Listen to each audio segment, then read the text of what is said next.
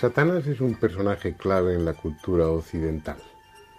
Traspasando lo estrictamente religioso, se ha ido incorporando a la sociedad, ya sea a través del folclore, de la literatura o de nuestras pesadillas infantiles. Se puede creer en él o no, pero lo indudable es que, como arquetipo, como figura legendaria o como simple expresión de nuestros propios demonios interiores, Satanás lleva 20 siglos entre nosotros. Sin embargo, hay aspectos de su figura que no están resueltos, o al menos que plantean dudas. Por ejemplo, su origen. ¿Cómo fue incorporando ese papel negativo dentro de la religión judeocristiana? ¿Por qué se mete en un mismo saco a Satanás, al diablo, a Lucifer y a los demonios? ¿Es real o es una invención de la Iglesia? Y sobre todo, ¿estamos siendo justos con él? Como en otras ocasiones anteriores, hemos preparado un documental. Y aunque ya no sea en forma de coloquio, también intervendrán diferentes expertos en el tema.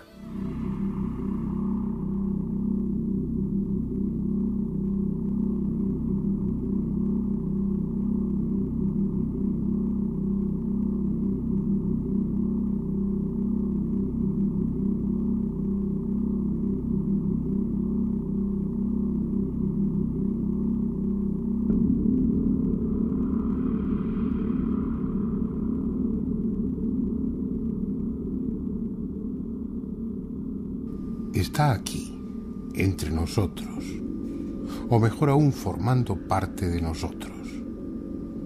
Odiado, temido, quizás secretamente admirado, Satanás es una figura fundamental en la cultura judeocristiana, tan importante como la de Jesús o la de Dios, porque no se puede creer en ellos sin creer también en él.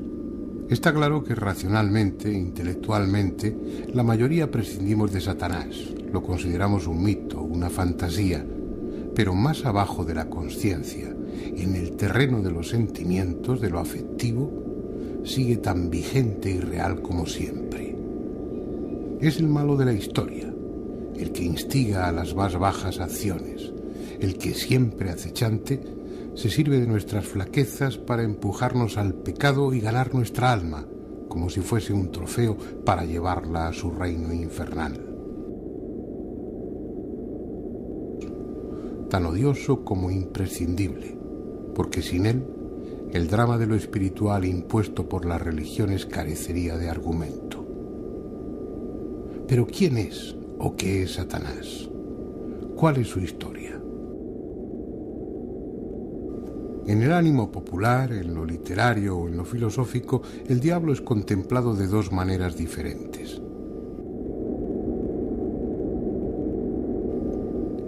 Una le representa con dignidad, como protagonista de una tragedia.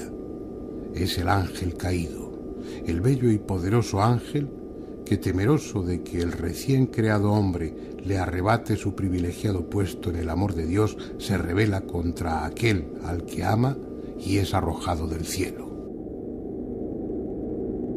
La otra versión, la más difundida, es la de un diablo grotesco, repugnante, compendio de todo lo desagradable, sin elegancia o dignidad alguna, destinado a inspirar espanto o asco en las gentes incultas y que la Iglesia potenció tendenciosamente como la imagen más conveniente para su estrategia catequizadora.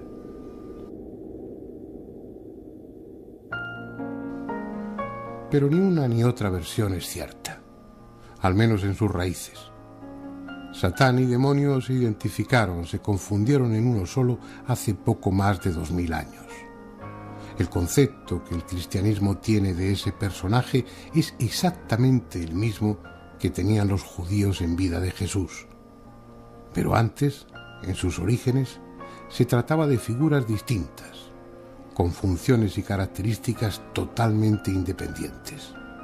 Vayamos primero con Satán. De entrada no es o no era un nombre propio. En la Biblia hebrea el término Satán se usa como genérico y equivale a enemigo, a adversario, aplicándolo indistintamente a hombres o a espíritus. Cuando aparece identificado ya como personaje concreto, Satán es un ángel cualquiera, un ángel más al servicio de Yahvé, en este caso con la función de fiscal, comprobando el grado de virtud o de entrega a Dios que tienen los hombres. Esa es su misión en el libro de Job. Yahvé presume de la rectitud y piedad de Job, a lo que Satán argumenta, no sin razón, que eso es fácil cuando a uno le va todo bien, pero que si llueven las desgracias, a lo mejor esa bondad se transforma en odio y Job termina renegando de Dios. Es Yahvé quien, aceptando como bueno el argumento de Satán, le ordena a éste que deje a Job en la ruina, que le proporcione una horrible enfermedad, que le deje sin familia. Si no fuera por lo que tiene de simbólico el pasaje, tanto Yahvé como Satán resultan bastante inhumanos. De hecho, el único que queda bien en esta historia es Job. Así pues, en los textos bíblicos antiguos, Satán no es el príncipe del mal ni actúa por cuenta propia, sino al servicio de Yahvé, como el resto de los ángeles. Luego, en textos más tardíos, se irá definiendo progresivamente como tentador, como instigador del hombre para que peque o se enfrente a Dios. Y ya que estamos tras la pista de la identidad del diablo, dejemos claro que el nombre de Lucifer, tan extendido, nada tiene que ver con nuestro personaje. Esa metáfora de ángel caído, el más bello de los ángeles, el lucero que se precipita al abismo, es pura fantasía de algunos autores cristianos. El error proviene de un texto de Isaías que dice así: ¿Cómo has caído de los cielos, lucero, hijo de la aurora? Has sido abatido a tierra, dominador de las naciones. Tú que habías dicho en tu corazón, al cielo voy a subir, por encima de las estrellas de Dios alzaré mi trono y me sentaré en el monte de la reunión. Subiré a las alturas de las nubes, me asemejaré al Altísimo. Ya, al Seol has sido precipitado, a lo más hondo del pozo. Isaías no se refería en ese breve poema a Satanás, sino a Nabucodonosor, el rey de Babilonia, cuya arrogancia había sido vencida por el poder de Yahvé, el Dios judío. Tenemos, por tanto, un Satán que es un ángel al servicio de Dios y encargado de las misiones más desagradables desde el punto de vista humano, como es ejecutar los castigos decididos por Yahvé o tentar al hombre para ponerle a prueba. De otro lado, un Lucifer que no es tal, solo una invención cristiana tardía. Nos quedan los demonios.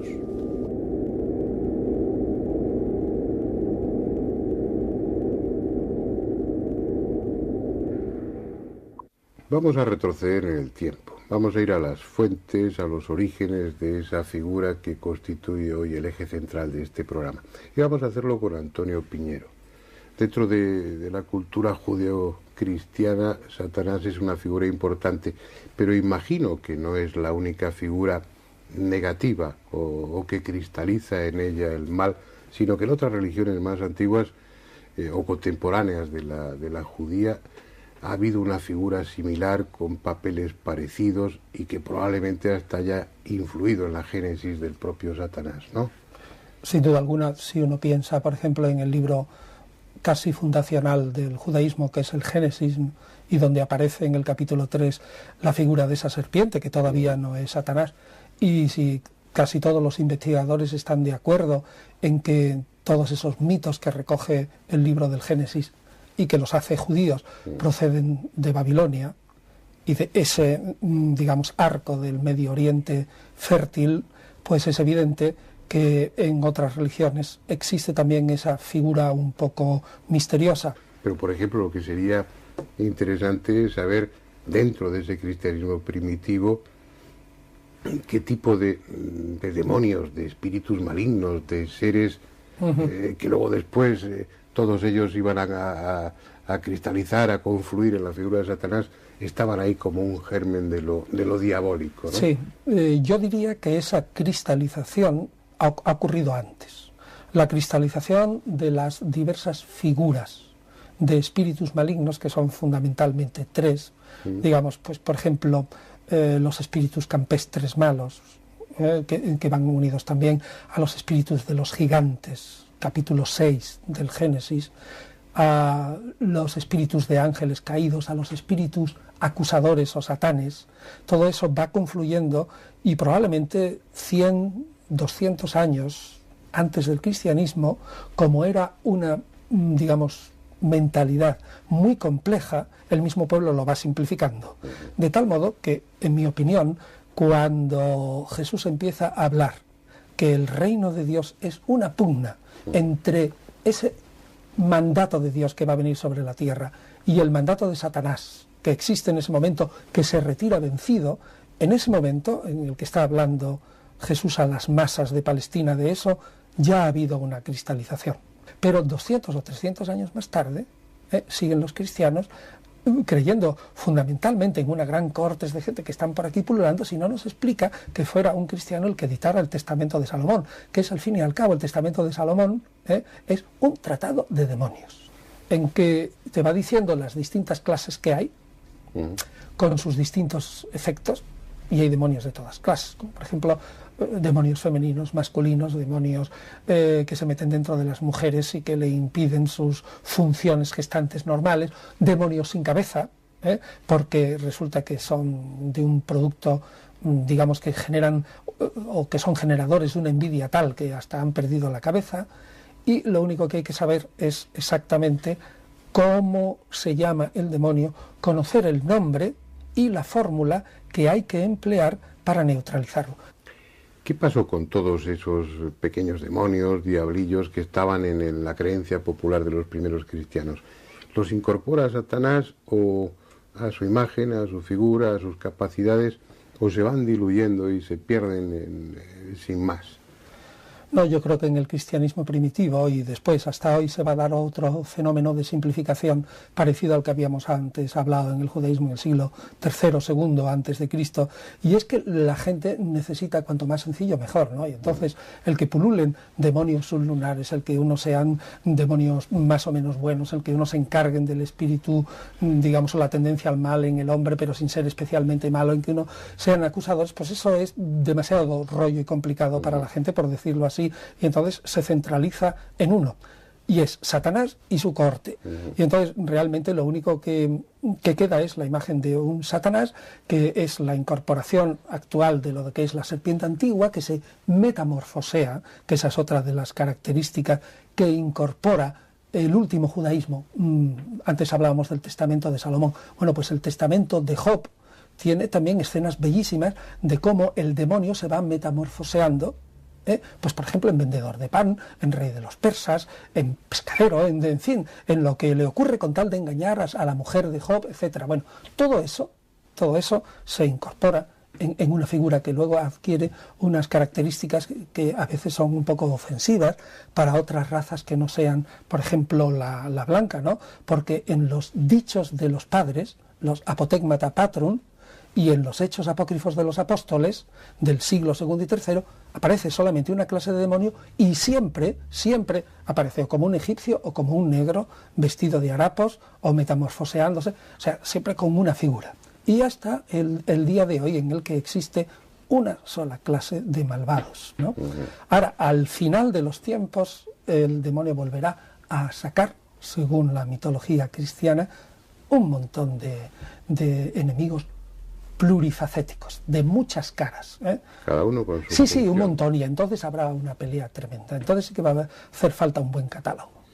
Bueno, pues no sé si merece la pena envejecer muy tarde o vivir mucho tiempo para ver ese tipo de Ahora, lo pelea, que yo... ¿no? Pero bueno, a veces puede ser entretenida. Sí, pero a veces deberían de reflexionar también un poco los cristianos, ¿no?, sobre la inconsecuencia que es suponer un Dios que es absolutamente todopoderoso, absolutamente todopoderoso, absolutamente justo y absolutamente bondadoso, y al mismo tiempo que permite la existencia de toda esta cohorte infernal que lo único que hace es fastidiarnos, pero con tomo y lomo, ¿no? Ese es un aspecto que a mí me gustaría, pues aprovechando que estás aquí, dejar claro, ¿no? Que así como el resto o la mayoría de las religiones tienen un concepto dualista y una figura del bien y una figura del mal y un enfrentamiento entre ambas, como tú acabas de decir, en la religión judeocristiana es un Dios omnipotente, creador de todo, responsable de todo, y sin embargo aparece una figura negativa que cada vez va adquiriendo mayor protagonismo y que en muchas situaciones, en muchos pasajes, pues se entra una especie de incongruencia, como si realmente hubiera un pulso entre Dios, que es el creador de todo, incluido el diablo, y su propia criatura, ¿no? Claro, es que entonces debería de plantearse el dilema, o bien le falta un poquito a esa extrema bondad, puesto que permite voluntariamente, ya que lo controla, tanto fastidio, o bien no tendría la total omnipotencia, puesto que estos individuos campan por sus respetos de una manera autónoma, ¿no? Da la impresión de que la Iglesia actual está tratando de quitar hierro respecto a Satanás, al infierno, al purgatorio, a esos conceptos que a nivel popular han sido algo tremendo y ominoso.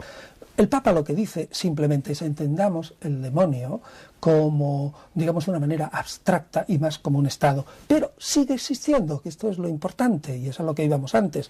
Por mucho que se interprete de una manera relativamente simbólica o metafórica, sigue existiendo esa fuerza mala, o el infierno como estado donde te vas a ver privado de Dios, también se ha dicho en el catecismo de alguna manera, ¿no? Y ese sufrimiento interno de verte privado de Dios, dicen, va a ser más terrible que cualquier fuego, tortura, arrojamiento, desgarramiento de carnes, etcétera, etcétera, etcétera. Sin embargo, sigue manteniéndose la aporía, es decir, la dificultad, el problema fundamental que tú y yo apuntábamos hace un momento. Sea Estado o no sea, sigue existiendo. ¿Y cómo pueden existir, por una parte, con ese Dios justo y bondadoso, esa otra fuerza que contrarresta y que pugna contra ello, o un estado de una condenación eterna para muchos individuos que al fin y al cabo no se han opuesto a ese creador de una manera tan radical, ¿no?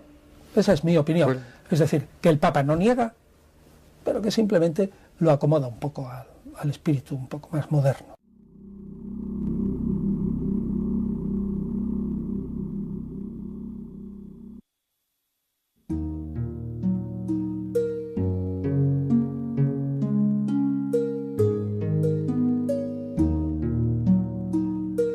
Israel no fue siempre Israel. Antes de los hebreos estaban los cananeos. De ellos incorporaron muchas creencias, como de los indoarios, de los egipcios y de los griegos, de quienes procede precisamente el término demon o daimonion. En tiempos antiguos, los judíos creían en la existencia de seres maléficos, de espíritus con diferentes formas que habitaban sobre todo en el desierto. No era prudente alejarse de los campamentos o de las aldeas cuando llegaban las sombras. El gran día de la purificación, los hebreos introducían mágicamente sus pecados en un macho cabrío y lo soltaban en el desierto para que Azazel se alimentase y de paso se libraban de sus culpas.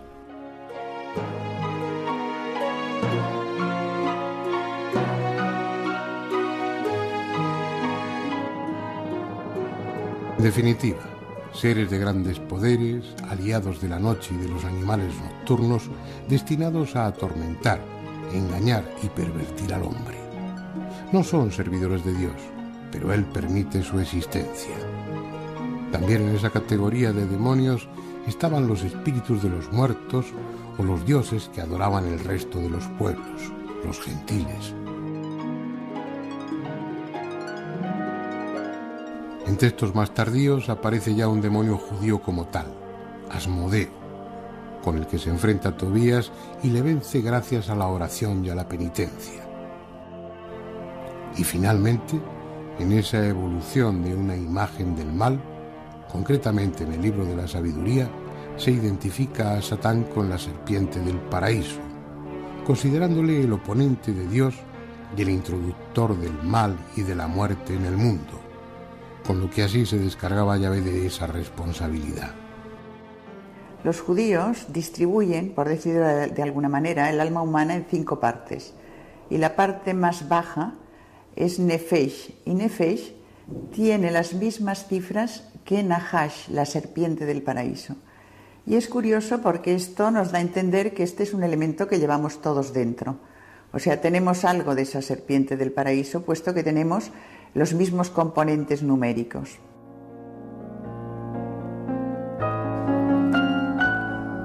En los manuscritos que se escribieron y conservaron aquí, en Qumran, los esenios seguían considerando a los satanes como ángeles al servicio de Yahvé, encargados de castigar o perjudicar a los hombres, pero no como ángeles caídos o guardianes del infierno, tan presentes en la imaginación popular de los judeocristianos. Una actitud que ha perdurado y resulta extensible a la mayoría de las religiones, o lo que es lo mismo, de las iglesias que las representan. Las enseñanzas y normas dictadas presuntamente por los dioses en un momento histórico concreto y para una sociedad determinada requieren una fidelidad absoluta para mantenerse. Sin embargo, superadas las circunstancias sociales y políticas en que esas religiones surgieron, la mayoría de sus normas, sobre todo las que tienen que ver con costumbre y forma de vida, se van quedando desfasadas, obsoletas, y con no poca frecuencia se transforman en grotescas. Cualquier cambio venido desde fuera, cualquier avance técnico, cualquier idea nueva, son mirados con desconfianza o rechazados violentamente. Y es así porque la transformación social, el desarrollo de la ciencia y todo aquello que contribuya a expandir el conocimiento o a liberalizar los hábitos tradicionales, arrincona a las normas y dogmas en que se fundamentan las religiones. Las acaba mostrando como algo anacrónico, basado en principios racionalmente insostenibles.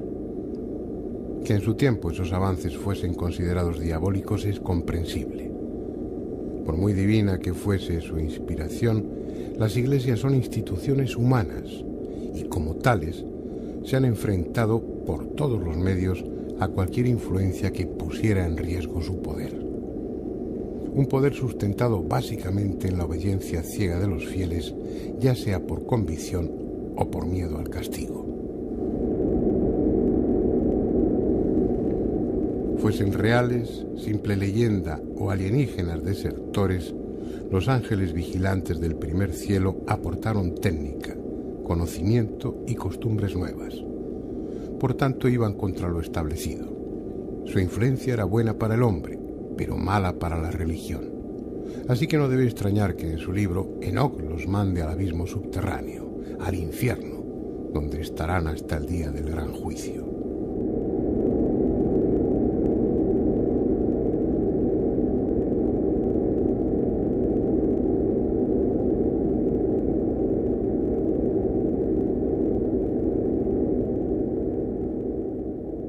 A lo largo de todas las culturas, siempre hemos ido a colocar en este personaje toda la parte negativa, todo lo malo, todo lo que no aceptamos los seres humanos de nosotros mismos. De alguna manera hemos puesto cosas nuestras negativas en él, hemos hecho una proyección de todo lo negativo en este personaje llamado Satanás, demonio. Sí, estas iglesias cristianas han convertido a este Satán en un adversario de la divinidad, nunca lo ha sido, era uno más. Por ejemplo, en el libro de Job dice, se presentaron los hijos de Dios ante Job y el Satán estaba entre ellos, o sea, era uno más de los hijos de Dios cumpliendo su función. Su función es ponernos en aprietos y nuestra función cósmica es filtrar todo esto y reconvertirlo. Nosotros no tenemos más funciones en el mundo que esta. Como hemos visto, en sus orígenes no puede hablarse del diablo como principio del mal opuesto al del bien. Por definición, en la religión judeocristiana no cabe una dualidad, un enfrentamiento, puesto que todo procede de un solo Dios y está sometido a él. Y, ya que no enemigo de Dios, sí como enemigo del hombre, la Iglesia fue potenciando y definiendo la figura del maligno hasta hacer de él un personaje tan real que no solo podía tocársele, sino incluso fornicar con él.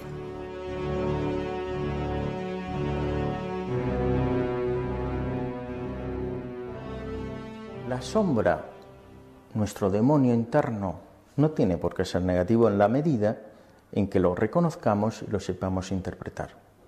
Si lo miramos de frente, si lo analizamos, si lo vivimos y si lo superamos, se abren nuevos campos y nuevas expectativas. De hecho, nosotros en psicoterapia Cuando tratamos a un paciente, vienen con sus propios demonios, reprimidos o realizados, pero con ellos. Y tiene un sentido tremendamente lógico y coherente en toda la historia de su persona, tanto en el pasado como en el presente como en el futuro. Solamente hay que entenderlo. Y cuando lo entendemos, de alguna manera, estamos logrando integrar un psiquismo más sano. La sombra, por tanto, no tiene por qué ser negativa. Gabriel López de Rojas es fundador y gran maestre de la Orden Illuminati. ¿Qué es la Orden Illuminati, Gabriel? La Orden Illuminati es una orden masónica, ocultista y luciferina, que se dedica pues, a dar una iniciación a las personas que se acercan a sus puertas. Su principal intención es ayudar a aquellas personas que tienen una inquietud dentro del ocultismo, el luciferismo, etc. Tú has definido la orden como, entre otras cosas, como luciferina. ¿Qué quiere decir eso? ¿Que Lucifer es como una especie de imagen que se venera dentro de la orden o es el foco de atención intelectual o emocional vuestro? ¿Qué pinta Lucifer en una orden así? Bueno, nosotros observamos la figura de Lucifer de diferentes formas. Para la gente de la calle, es decir, para los no iniciados o profanos, Lucifer es el maligno o el mal, ya que tiene una formación cristiana y prioritariamente católica. Para los iniciados de los primeros grados, Lucifer es una especie de ángel de luz que ilumina las tinieblas interiores y conduce a la unión con Dios. Y para los iniciados de alto grado, donde ya encontraríamos a los luciferianos, que no son luciferinos, Lucifer es el propio Dios. El Dios cristiano es dogma, limitación, amputación, castración, muerte. Lucifer está más unido a la libertad, el libre albedrío y unos planteamientos totalmente contrarios. Pero existen también esas otras sectas satánicas con una acción directa, con una actitud un tanto beligerante en contra en un país como este u otro ámbito católico en contra de la Iglesia. Existen. Sí, claro. Dentro del satanismo hay diversas corrientes. El satanismo moderno aglutina diversas corrientes y el luciferismo, el satanismo de corte labeliano, es decir, ateo, o el luciferianismo están dentro de esas corrientes. Ahí encuentras el tipo de órdenes o de iglesias o de sectas que acabas de citar tú en estos momentos. ¿Por qué Lucifer y no Satanás? ¿Por qué hay algún matiz en esa diferencia, en esa palabra? Sí, nosotros escogemos a Lucifer porque entendemos que es el portador de la luz. Pero en el fondo... muy ligado al mito griego de Prometeo. Sin embargo, Satanás presenta otras connotaciones distintas. Pero dentro de la Iglesia católica se juntan ambas figuras, terminan siendo lo mismo. Vosotros no, vais más atrás y separáis una cosa de otra. Bueno, nosotros creemos que el ángel de luz que he citado antes aparece en la historia con diferentes expresiones. Aparece en la historia como el Set egipcio, el Satanás hebreo, el macho cabrío de las brujas medievales, el Baphomet de los templarios, el dios actual de los yezidís, etc. Y dentro de eso nosotros también pensamos que esas expresiones son algo distintas. Partiendo de ahí nos quedamos con la expresión de Lucifer prioritariamente, porque consideramos que es la más iniciática y necesaria de cara a nuestros fines filosóficos. Es decir, estaríais, para entendernos, estaríais más cerca del ocultismo, más cerca de una filosofía de tipo ocultista, esotérica, que más cerca de una iglesia en contraposición a la iglesia establecida. Exacto, por eso cuando hemos iniciado la conversación Yo he definido a la orden como masónica, ocultista y luciferina. Utilizas el término de masonería en muchas ocasiones. Supongo que hay rituales como los hay en la masonería que tienen un ropaje que, sí, por supuesto simbólico, pero que es más o menos espectacular o incluso dramático, ¿no?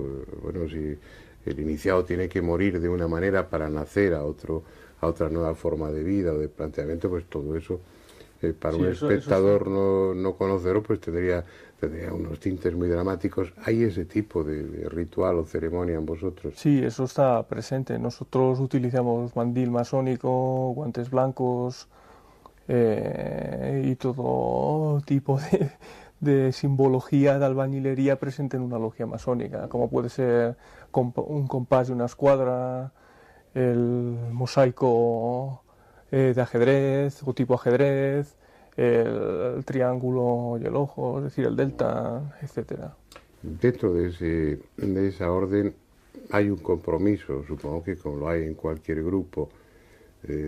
Ese compromiso resta libertad al individuo, es decir, si se quiere marchar se puede marchar libremente o eso trae consecuencias. No, la entrada y salida de la orden pertenece a la conciencia de cada uno. Si uno cree que si uno cree que debe marcharse, pues puede marcharse, nadie le prohíbe la salida. Lo único que se pide es un poco de respeto a las enseñanzas y un mínimo de cuidado con todos aquellos papeles que tienen relación con la orden, ya que estamos en un país algo problemático en estas cuestiones, ¿no? Yeah.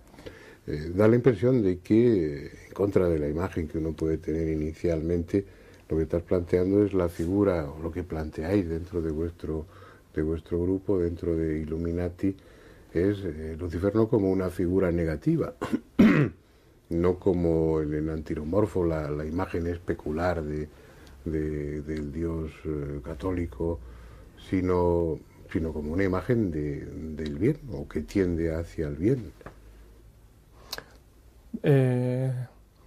Al principio de la entrevista he explicado que la figura de Lucifer, tal como se va ascendiendo de grado, llega incluso a ser el propio Dios. Y bueno, nosotros estamos en eso. Nosotros consideramos mucho más maligno al Dios de los cristianos que a Lucifer. Y también, para que la gente pueda comprobarlo, solo tiene que repasar las grandes atrocidades que se han cometido bajo el símbolo de la cruz. Hay que repasar casos tan flagrantes y conocidos como los templarios, las brujas, los judíos de la Edad Media, etcétera.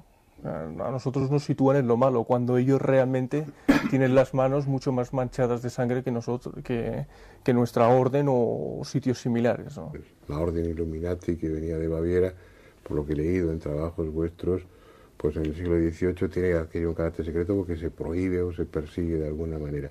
¿Aquí os pasa eso? ¿Podéis desempeñar libremente o públicamente vuestra actividad, o hay en una sociedad como esta, donde la Iglesia ha tenido y tiene una enorme presencia social, os sentís perseguidos, acosados o proscritos de alguna forma?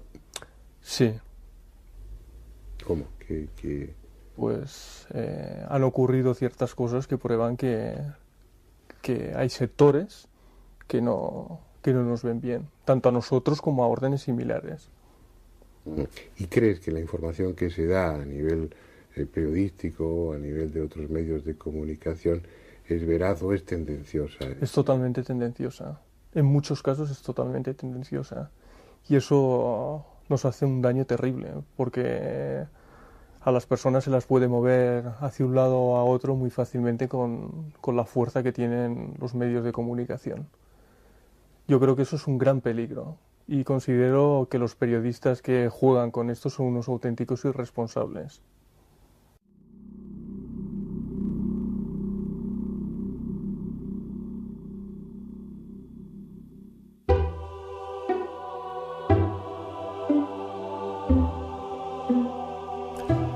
Durante la Edad Media se escribieron muchas páginas oscuras para la historia, y la Iglesia ha de asumir una de las más negras gracias a la Inquisición, una institución nacida para reprimir la herejía, fundamentalmente la de cátaros y albigenses, que con su poder económico y político en el sur de Francia constituían una amenaza para los poderes fácticos, pero que con el tiempo fue incluyendo entre sus presas a otros grupos, tal vez menos significados políticamente, pero igualmente rentables, porque el Estado y la Iglesia se quedaban con los bienes del condenado. Así, hacia el siglo XIV, comenzó la persecución contra todas las formas de hechicería y brujería, porque ¿acaso hay herejía mayor que la de estar en tratos con el diablo? ¿Y qué diablo?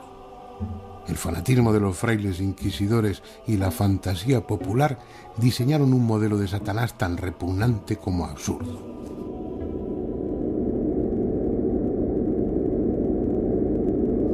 Está sentado en una silla que unas veces parece de oro y otras de madera negra, con gran trono, majestad y gravedad, y con un rostro muy triste, feo y airado, que por entonces se representa en figura de hombre negro con una corona de cuernos pequeños, y 3 de ellos son muy grandes, y como si fueran de cabrón. Los 2 tienen en el colodrillo y el otro en la frente, con el que da luz y alumbra a todos los que están en el aquelarre, y la claridad es mayor que la que da la luna y mucho menos que la que da el sol, y la que basta para que todas las cosas se vean y conozcan. Y los ojos tiene redondos, grandes, muy abiertos, encendidos y espantosos, la barba como de cabra, el cuerpo y talle entre hombre y cabrón, las manos y pies con dedos como de persona, mas que son todos iguales, aguzados hacia las puntas con uñas rampantes, y las manos corvas como ave de rapiña, y los pies como si fuesen de ganso. Y tiene la voz espantosa, desentonada, y cuando habla suena como un mulo cuando rozna.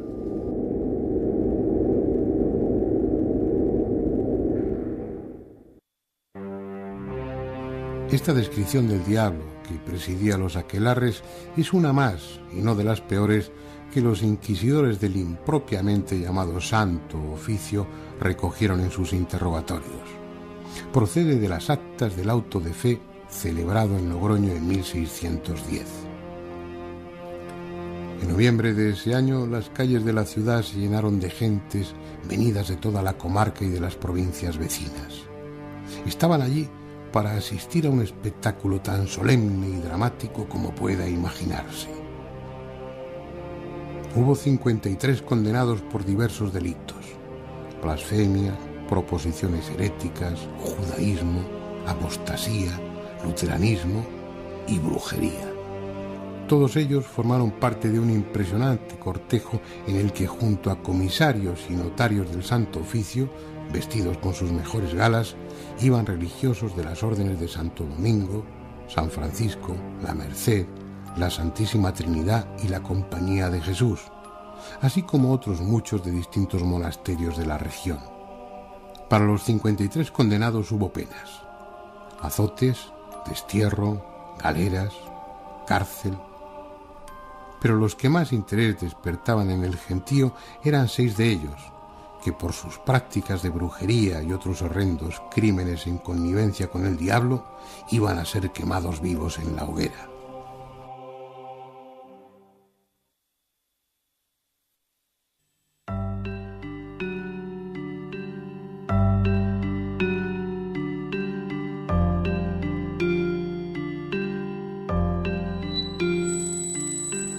Aquellos pobres desgraciados que ardieron en una plaza de Logroño procedían en su mayoría de Zugarramurdi, un pintoresco pueblo de Navarra junto a la frontera con Francia.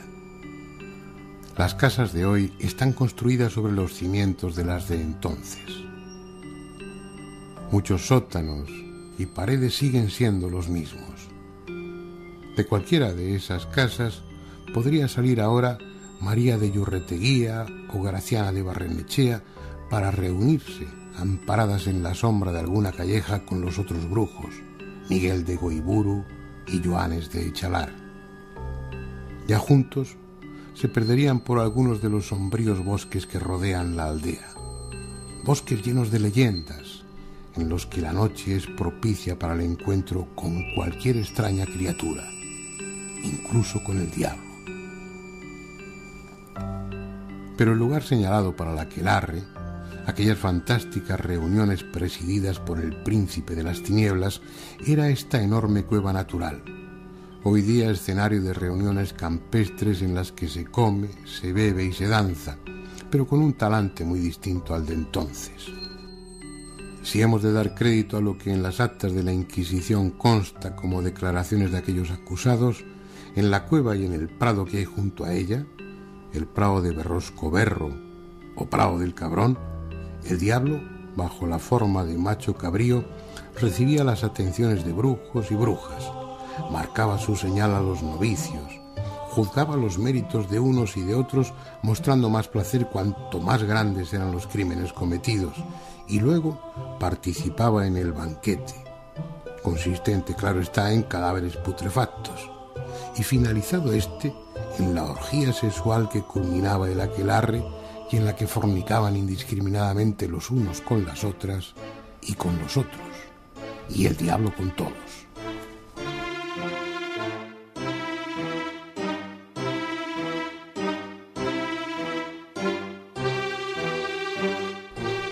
El llamado ungüento de las brujas, que se aplicaban para esas ocasiones, tenía un alto contenido en belladona y beleño negro, lo que provocaba un sopor alucinatorio en el que cualquier cosa imaginada se vivía como real, incluida la presencia de un diablo tan grotesco y repugnante como libidinoso. Eso puede explicar que algunas brujas creyeran honradamente en la realidad de tan absurdos conciliábulos, pero en la inmensa mayoría de los casos, la descripción de los aquelarres y de la figura del diablo era fruto de la tortura.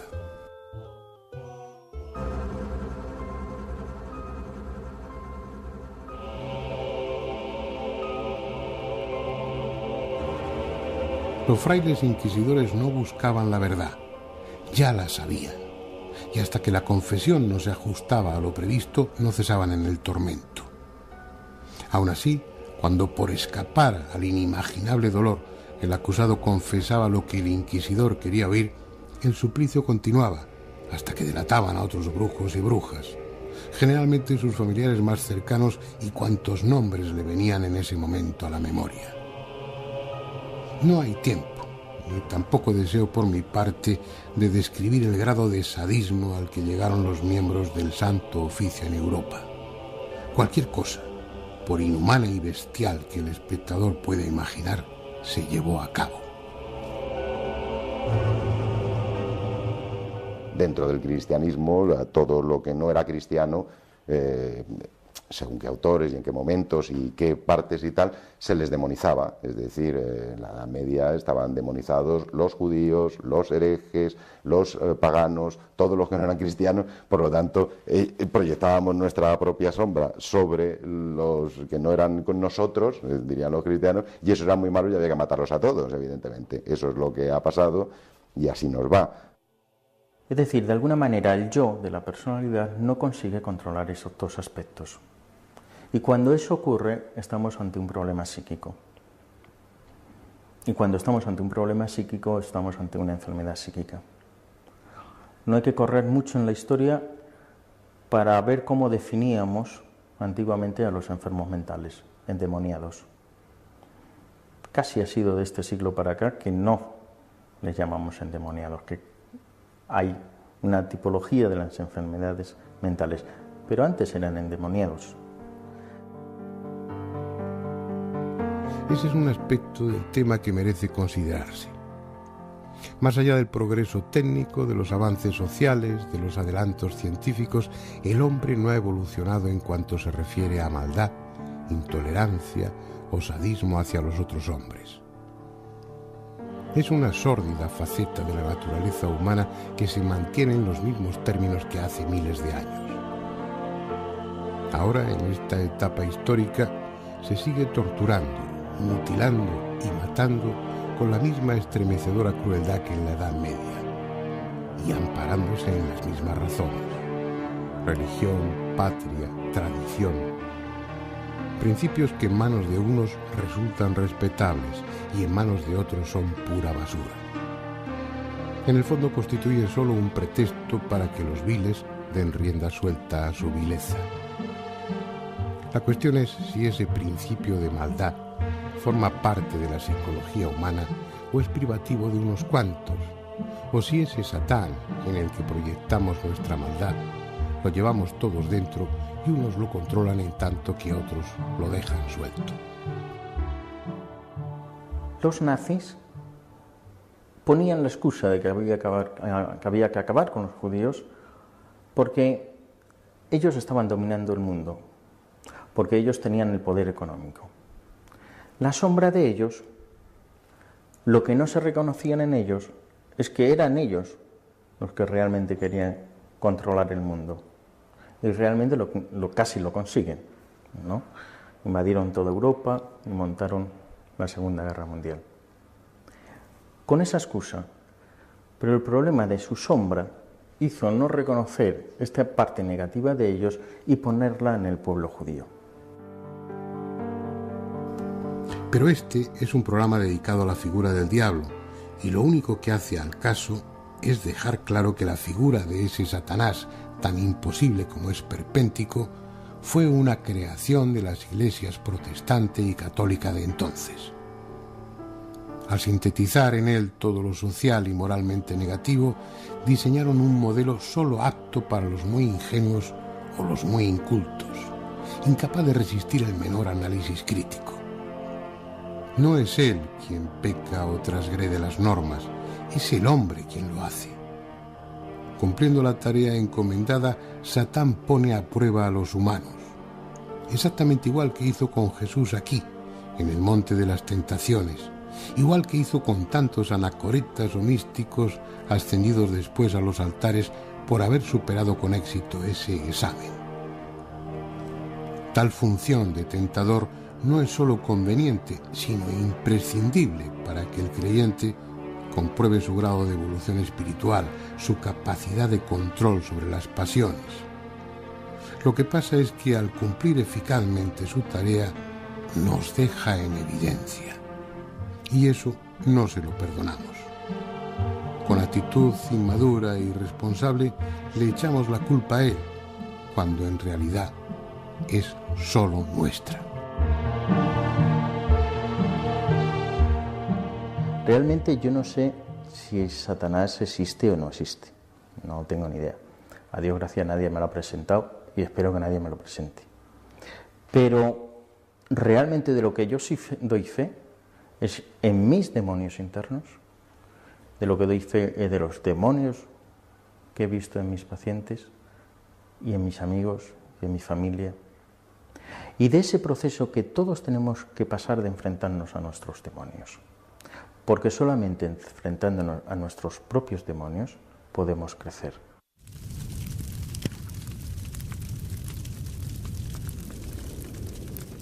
Por hoy nuestro tiempo ha terminado. Dejemos pues a Satanás y yo les emplazo para la próxima semana, en el que volveremos a reunirnos en la otra realidad con un tema que espero que sea también de su interés. Hasta entonces.